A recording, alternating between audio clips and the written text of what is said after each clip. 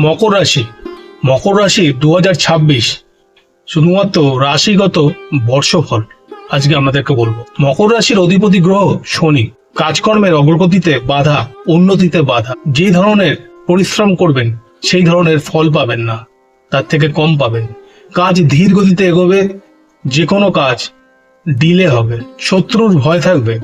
বাড়িতে, বাড়ির বাইরে, সর্বদা সব জায়গায় শত্রু থাকতে পারে। কাজে যেখানে কাজ করেন, চাকরির জায়গায় অথবা ব্যবসার জায়গায়, যতটা আপনার যোগ্যতা সেই অনুযায়ী আপনি ফল পাবেন না।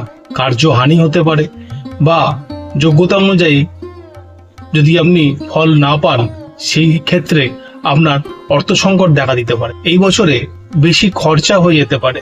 আনএক্সপেক্টেড কিছু খরচা হয়ে যাবে, যাতে আপনার অর্থ সংকট দেখা দিতে পারে, যার ফলে আয় ও ব্যয়ে সমতা রাখা সম্ভব হয়ে উঠবে না। সন্তানের পড়াশোনার দিকটা যতটা ভালো আপনি ভেবেছিলেন হবে, ততটা ভালো হবে না।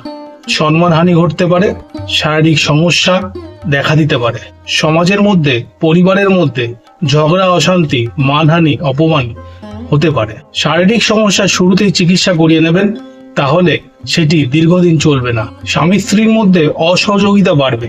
তবে যদি প্রথম থেকে সারা বছর আপনারা চেষ্টা করবেন দক্ষিণাকালী ও বজরংবলীর পুজো অর্চনা করতে পারেন, তাহলে প্রভাব অনেকটা কম হবে। তাদের মন্ত্র জপ করবেন, কেননা আমি প্রথম থেকেই খুব একটা ভালো দেখছি না মকর রাশি যারা জাতক আছে তাদের। সেই জন্য আপনারা দক্ষিণাকালী ও বজরংবলীর মন্ত্র জপ করবেন। শুভ বর্ণ কালো ও নীল।